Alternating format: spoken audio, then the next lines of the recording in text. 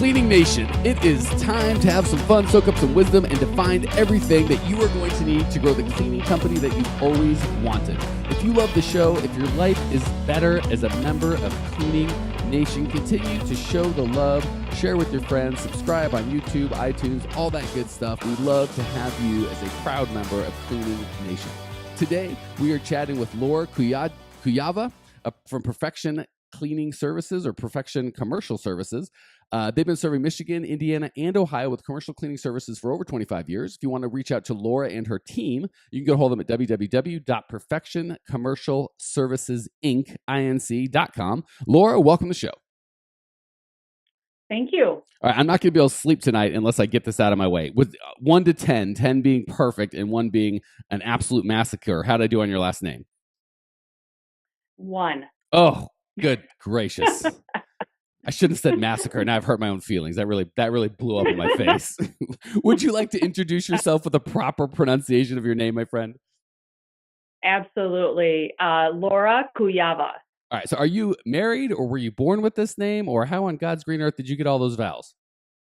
I married a gorgeous Polish guy. Atta girl. What was your, not to get too personal, what was your maiden name? Tell me it was like a Smith or a Jones or something of that nature. Miller. Yes. I should almost said Miller. That's fantastic. So you went from very easy to pronounce to not so much. Congratulations, and I'm glad that you've got a gorgeous husband. So cool that you're still proud. So tell us a little bit how you got into the cleaning business. Well, I graduated from high school and took a manufacturing job while I was going to school. And one of the things that I noticed as part of the manufacturing experience is they had a commercial cleaning service. Of course, recognizing several inefficiencies and the fact that as an employee working 10 and 12-hour shifts, that I was utilizing a unsanitary break room and restroom as part of my day. And so I thought, there has to be a better way. And so kind of observing the overall process, I then went to the controller, which her name was Linda Katz at the time, and presented a plan. And we implemented the plan about a year later. And so that's really how we got started. And that client is still with us today. So you were not, you didn't own a cleaning business. You weren't a cleaner. You just saw something that made you angry about your own workspace. Sounds to me like you just went to them and said, these people are idiots. I am not an idiot. Why don't we work together and make this thing right? Is that a fair synopsis, or did I butcher that as well? Well, no, you did a great job. I was actually trying to be politically correct. Well, this is the wrong place for that, sister. I don't even know how that sounds. So that's why I was confused. I had to restate it. I'm like, I don't understand what's happening here. Well, good for you. So well, go ahead. No, go ahead. I was going to say, that's exactly how that happened. And so just to add to that whole story, one of the things that was very interesting, of course, I'm going to date myself. At that point in time, computers and internet weren't quite as accessible. And I had no idea what it was for the implementation of floor care. So we started the facility, and within a couple of weeks, they were having a major tour from a customer. And I was asked to strip and wax 27,000 square feet of flooring. Of course, I said I could do it. Sure. Had no idea what that meant. Once I identified what that procedure was, my backup plan was I actually duct taped scrub pads to my feet. Oh, good Lord. I was in much better shape then, and scrubbed out 27,000 square feet of flooring in preparation for that client. That allowed me to purchase my first set of equipment for floor care. So you're saying that the scrubbers attached to your feet was not efficient, and for some reason you wanted to waste money on machines to do that sort of work? Well, it was a necessary move after after the hospital there was visit. Nothing left after, yeah. I love the attitude of strip and wax 27,000 square feet of floor. Absolutely happy to do it. Price, let me go find out what I just agreed to, and then I think I can do a better job getting your price. But I'm absolutely in on getting it done. We'll work out the details later. There you go. Fantastic. So tell us about where your company's at now. You've been doing it 25 years. You started pre-internet. Tell us a little about your company now. Well, we are, like you said in the introduction, we're in Michigan, Indiana, Ohio. We service medical schools, general office. We have hundreds of employees across 3 states. It's about our people first. It's always been about our people first. And we're all about process improvement, looking at consolidated efforts, top of the line of equipment. So we believe that we offer the best service for the price. Fantastic. I love that. Was well said. It's almost like you've maybe said that before about your company. I wasn't the first person to ask you, I take it. Well, it's really what we live and breathe every day. So that's an easy response. We've been talking for like 5.5 minutes, and I am absolutely getting that vibe that this is your passion and what you just like you said, what you live and breathe every day, and that is exactly the type of guest we love to have on the show. I am absolutely loving your passion. Would love to help you out. What's going on in your world today that I can hopefully bring you and Cleaning Nation some value?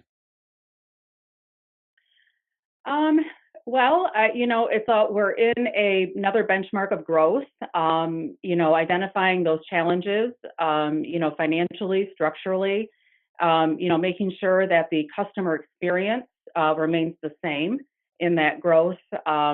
Looking for process improvements, incorporating software, making sure that we retain the employee experience, and we're always looking at enhancing opportunity, for our employees at every level.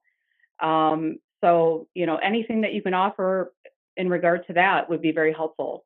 Well, if we had 6.5 days, I think I could address all of those issues. But seeing as we've got about 20 minutes, if you got a specific thing, you could let's narrow it down so I can give you a little more value and go a little deeper as opposed to 2 sentences on each. Anything specific you've got you're dealing with right now that I can we can chat about?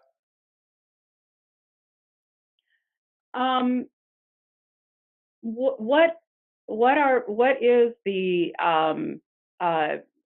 some additional, I guess, ideas as far as what other companies are doing for building service contracting employees? I mean, what are they doing to enhance their experience as far as employees? Okay. Well, if it's okay, I'll twist that question a little bit. I don't do a ton of, hey, here's what other people are doing, because a lot of times what they're doing isn't right. One of the things that you said right off the bat that I wanted to highlight, because I think it's a perspective that is, I don't want to say unique, but it's certainly scarce in this industry, and it's the right perspective, which is employees really are the key to the operation. If we want to grow, if we want to be able to provide the service that we say, if we want basically everything, all the goals that you want from your company, a lot of people get customer focused. But that's really the secondary. That's really a result of a cause. The cause is good employees. So I love that you value your employees, and at the level that you're at, you understand it's not that it's not about getting customers and keeping them happy, but when it's just you and maybe that first kind of 5 or 10 employees, you can kind of just handle it all yourself, and you can kind of be the face of the company. And I shouldn't say you can afford to treat employees poorly or like commodities, but you won't get bid as quickly doing that. As you start getting, especially over that 30-40 mark, where you just you don't know everybody and you've kind of got layers of management, it really transitions into our true assets aren't our customer list, aren't our equipment, aren't the things that the bank would look at on the balance sheet. It's our employees and that culture and the value that they bring to our customers. So first of all, I just want to start with, you've got a good foundation. You're asking the right questions. And then I'm happy to talk a little bit about that. Second thing is, I would really focus on, it sounds like you're already doing this, I think you even said it, was the employee experience. So many people fall for the kind of short game of we'll pay more, or it doesn't matter how we treat people. If this guy doesn't show up, we'll get another guy to replace him. They're all commodities. They're all just a set of hands. Again, I've seen people do it, but it's a brutal way to run a business, both internally and externally. So I think you've got a lot of things going already, and I would just encourage you to probably do some of the things that you're doing. The big foundational concept is to make sure that you're creating a community. As soon as we say that we're offering $10 an hour for an hour's worth of work, especially when that work is put your hand in this toilet, strip these floors, get on your knees and deal with these chemicals. The work that we do isn't glamorous. It's not a lot of fun. Quite frankly, stripped down, it's a lot of hard work for low pay. So a lot of people get that mistake of, I'm paying you, you'll do what I want. And if you've been in business for more than about 17 seconds, you realize that doesn't work. I found the best way to grow and the best way to kind of fend off that treating employees as commodities is to focus on creating a culture and offering them something that they can't get anywhere else. The good news is your competition has probably done a very poor job at that. It's the good folks at McDonald's or Pizza Hut or whatever terrible string of $10 an hour minimum wage type jobs that they've had have really been shut up, sit down, do your work, and here's your pay. It's very easy to distinguish ourselves by saying this is a community. You're going to be part of something special. You're going to be part of something different. You're going to be part of a team and a family that you can't get elsewhere. And the way that we do that is core values. So we want to make sure that we know what we believe and what's important to us as a company. We're very loud and proud about that, which is going to do two things. One, it's going to turn the people off that aren't a fit. For me, my core values for the last decade and all of my businesses have been have fun, make money, be real, and help out, which when people that resonates with are so excited to be a part. They're like, I finally found my people, my home, where has this been all my life? And it's very hard to hire people away, even for more money. The other unanticipated benefit from that is the people that don't get that are professional and uptight and go, I would never, this having fun at work is ridiculous, and be real. There's got to be a professional face. There's nothing wrong with that, but they don't show up. And if they do, they don't stick around long. So I know that's kind of a big answer to a fairly big question, but it starts with what you're doing, which is recognizing it's not dollars for hours, because you can't make money at that. Your customers won't want to pay for that. And your employees aren't up for that. It's creating something of value outside of the pay that you give them, which is community. And at the foundation and base of that community is core values. So I talked real fast, real long. Questions, thoughts, comments? No, I think you're on point. I mean, it sounds like you're just validating our value system. And really, it's been the foundation for everything. I've always said it doesn't matter whether you're cleaning toilets or building rockets. You need to be the best at what you do. So that's a perfect example of a core value, right? That's not that everyone doesn't believe that to a degree, but if that's an underlying foundational belief of, hey, you've always got to strive for excellence. Doesn't matter if you're picking up trash or delivering babies or building a rocket. Yep. You've got to be the best. And without trying to put you on the spot, because we obviously haven't talked about this before, have you defined your company's core values? Absolutely. We have a mission statement, and our value system is to always do the right thing. We make mistakes. We expect people to tell the truth and own up to those mistakes. And we'll be the first one to raise our hand and say, yep, this is where we sucked today, but this is what we're going to do to make sure that experience is changes and hopefully you don't experience that tomorrow. I mean, the reality of it is that our product is people. And so there's automatically an error factor that goes along with that, just all of us as human beings. So I think if you just own that experience from beginning to end and you stay within that truth, you're protecting that relationship not only with your people, but with your clients. So that's a perfect example. And I'll give a couple examples of what that would look like if I was working with your company. I'd come in and you said, more for Cleaning Nation, and hopefully you'll get some value as well. If you said, gosh, say that again. It was just kind of telling the truth, being honest, being transparent when you do well, fine when you do poorly, kind of owning up. Is that a fair, am I picking up what you're laying down? Absolutely, 100%. Okay, so the good thing is there are going to be people that is a turnoff too. There are going to be employees that are like, you know what? If it's not hurting anyone, so what? We just do a good enough job. And right, wrong, or indifferent, they're just going to believe differently. And if you're loud enough about that belief and that feeling and that ethos on your website, on the way you answer the phone, and your employees, of course, answer the phone, on your business cards, any kind of internal and external communication, if there's that consistent thread, you're naturally going to attract people that is attractive to and repel people that's repulsive to. But the big thing, and you said it kind of subtly and quickly, I want to pull it out and put some light on it. You've got to be consistent. If you tell your customers it's some sort of marketing ploy, and I'm not saying that that's what it is, but it's kind of, when you show the dark side, it's easier to see the light side. There are people that say, well, I think integrity sounds really good, so let's use integrity. Or I think transparency, like you're talking about, Laura, is really good, so let's make that our marketing strategy, Mhm. that's going to fail every time. It sounds like that is who you are just from the beginning. You saw something in your own break room and you said, this isn't right. We're paying these people to create this kind of a clean, safe, healthy environment, and they're not doing it, and that's wrong, and I want to fix it. It sounds like you weren't even looking for money at the beginning. You just you saw a right, or you saw a wrong that you want righted. Am I taking that too far? Is that the case? No, you're on point. So the beautiful thing is you never have to kind of, I forget who said it, but if you don't tell any lies, you don't have to remember, if you don't tell lies, you don't have to remember what you said and didn't say. So if that's just who you are, you don't have to put on your integrity hat or your transparency hat when you go to work. And when an employee screws something up and you find out and they're ready for you to bring down the hammer and you go, no, hey, we made a mistake. It wasn't intentional. Obviously maybe we didn't do some training, and they kind of see that, wow, the transparency really does win. It's not just when the customer's looking, but that goes top to bottom. Managers pick that up from you. Sub managers pick that up from the managers, and then your rank and file that come in contact with your employees pick that up from the rest of the staff. So I love that that's just who you are, and it's a natural thing. So you don't have to kind of say, well, in this circumstance, we're going to be transparent, but this one, it costs money or isn't convenient, so we're not going to be. At home, I'm this way. At work, I'm that way. Under this circumstance, I'm a third way. It's great that you just kind of get that cohesive thought process and philosophy of the world. One of the things that I get feedback from my staff is there's the freedom to be everything that they can be, because of managing within that truth. And so we don't. It eliminates politics. It eliminates assumptions. It eliminates anxiety. So you're getting as much return out of those individuals by empowering them within that position. Yeah, one of the stories I like to share that you may have heard, both Laura and Clean Nation, when I'm asked to speak, is Jack Welch is known. They called him Neutron Jack because he'd go through buildings, and he hated it, by the way. But he'd go through buildings, and they say the people would all be gone, but the buildings would be there, just like an atomic weapon, because he would just fire all the time.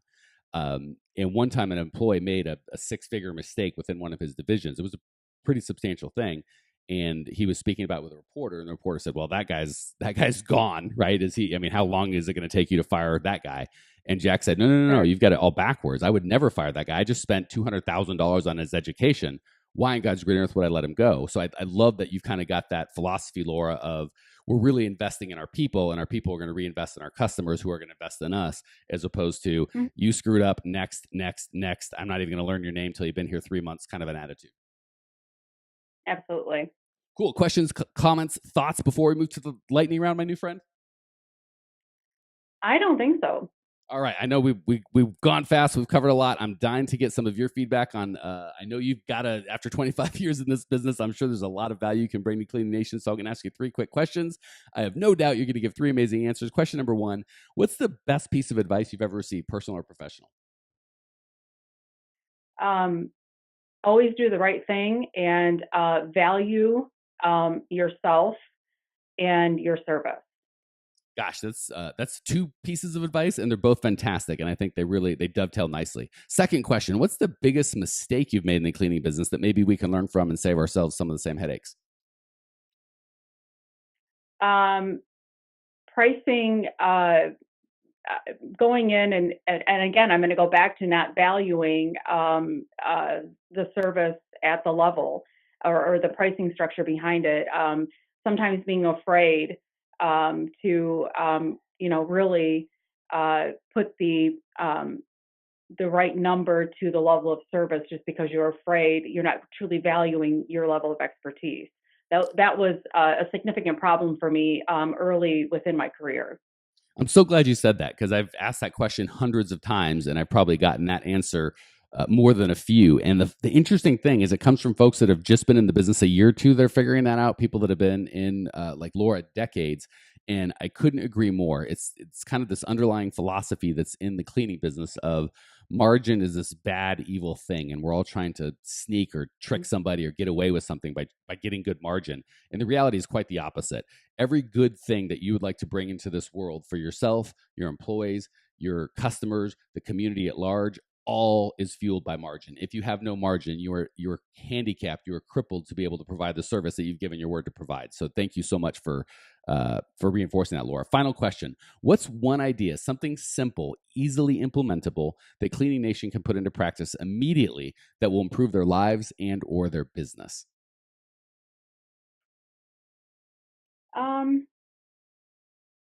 I would say never give up and always do the right thing.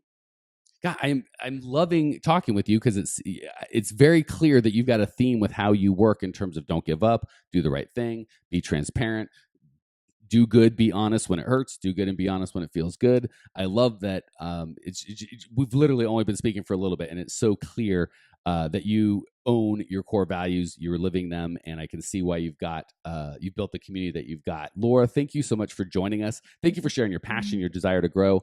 I appreciate you. I know that Cleaning Nation appreciates you. Cleaning Nation, when you want to check out Laura's show notes page and get everything you need to grow your cleaning company, growmycleaningcompany.com. Leave your questions, your comments, your remarks. I will see you there.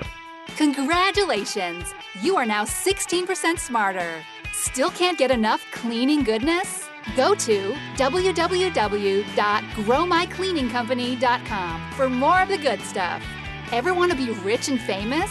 Owners of cleaning companies as well as industry experts can apply to be featured on the show by emailing our producer Natalie at support@growmycleaningcompany.com. Until then, don't miss out on all the latest cleaning industry lovin' at www.growmycleaningcompany.com. Check it out now.